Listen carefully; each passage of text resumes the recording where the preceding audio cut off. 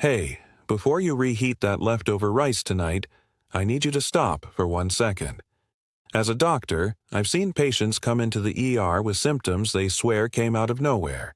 Stomach cramps so severe they thought it was appendicitis, vomiting that wouldn't stop for hours, fevers that spiked overnight. And when we trace it back, again and again, the culprit is sitting quietly in their refrigerator. It's not spoiled food. It's not food past its expiration date. It's food that was reheated the wrong way, or food that should never have been reheated at all. Today, I'm going to walk you through 5 common foods that, when reheated, can become genuinely dangerous to your health. Some of these might shock you because they're foods you've probably reheated 100 times without thinking twice. By the end of this video, you'll know exactly what's safe, what's risky, and how to protect yourself and your family. Let's get into it. Let's start with rice, because this is one I see more than almost anything else. Rice seems harmless. It's bland. It's a staple in millions of households, and most people assume that as long as you heat it up until it's steaming hot, you're fine. But here's what most people don't know. Raw rice can contain spores of a bacteria called Bacillus cereus. These spores survive the cooking process. Now, if you cook your rice and eat it immediately, that's generally fine. The problem starts when rice is left sitting out at room temperature for too long. Those spores can germinate and multiply, and as they multiply, they produce toxins. Here's the catch. Those toxins are heat-resistant. So when you reheat that rice the next day, you might kill some of the bacteria, but the toxins they already produced are still there, and reheating does nothing to destroy them. I had a patient once who described it perfectly. She said she felt fine for about 30 minutes after eating reheated fried rice from the night before, and then suddenly it hit her like a truck. Nausea, vomiting, cramping, that doubled her over. We call this fried rice syndrome in medical circles, and it's far more common than people realize. The fix is simple. Cool your rice quickly after cooking, refrigerate it within an hour, and don't keep it for more than a day before reheating. Number 2 is chicken, and this one requires a bit of nuance because chicken itself isn't dangerous to reheat, but how you reheat it absolutely matters. The biggest mistake I see is people reheating chicken in the microwave on high power for a short burst, just enough to make it warm to the touch but not actually heated through evenly. Microwaves heat unevenly by nature, creating hot spots and cold spots within the same piece of meat. If chicken was stored properly and reheated to a consistent internal temperature, it's perfectly safe.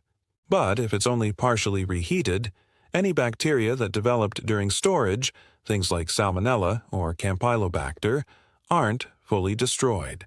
There's also a structural issue with chicken specifically. The proteins in chicken break down when reheated multiple times, which not only affects texture, but can also create an environment where bacteria, if present, multiply more easily between reheating cycles.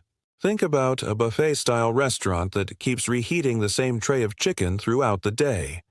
Each time it cools and reheats, it passes through what we call the danger zone, that temperature range between 40 and 140 degrees Fahrenheit where bacteria multiply fastest. My advice: only reheat chicken once, make sure it's piping hot all the way through, and if you're using a microwave, stir or rotate it halfway through to eliminate cold spots. Third on our list, and this one surprises almost everyone, potatoes. Yes, the humble potato. Most people think of potatoes as one of the safest foods on earth, and raw or freshly cooked, they generally are. But here's the issue.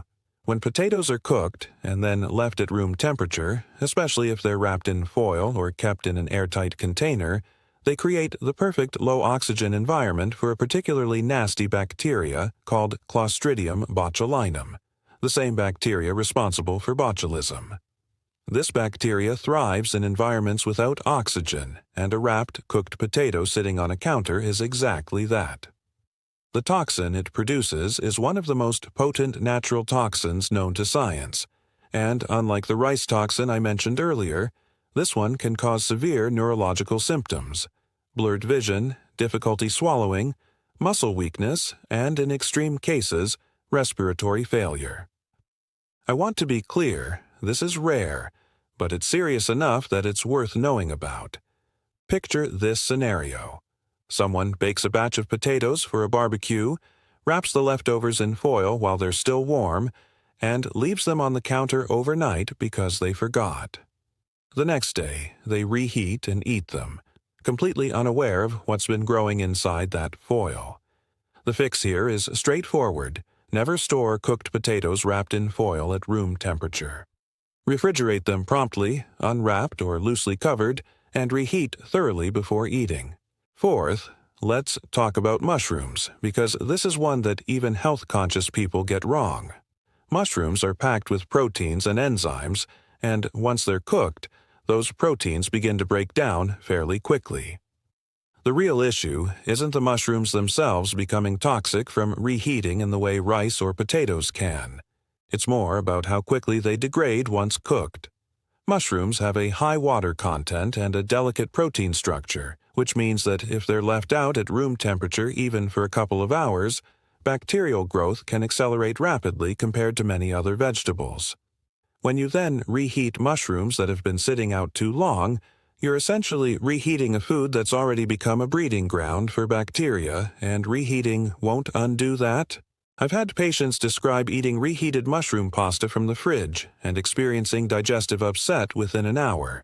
Not food poisoning in the dramatic sense, but enough discomfort to ruin their evening. The takeaway here is about timing more than the reheating process itself. If you're cooking mushrooms, get them into the refrigerator within 2 hours of cooking, ideally sooner, and try to consume leftovers within a day, reheating them only once and to a high enough temperature that they're steaming throughout. And finally, number 5, eggs. Specifically, dishes containing eggs like fried rice with egg, egg-based casseroles, or even leftover scrambled eggs. Eggs are a fantastic source of protein, but that same protein-rich profile makes them particularly sensitive to temperature fluctuations.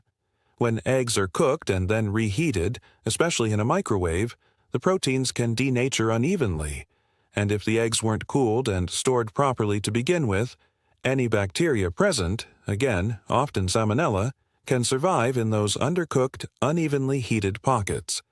There's also a digestive component here that's less about safety and more about how your body processes reheated eggs.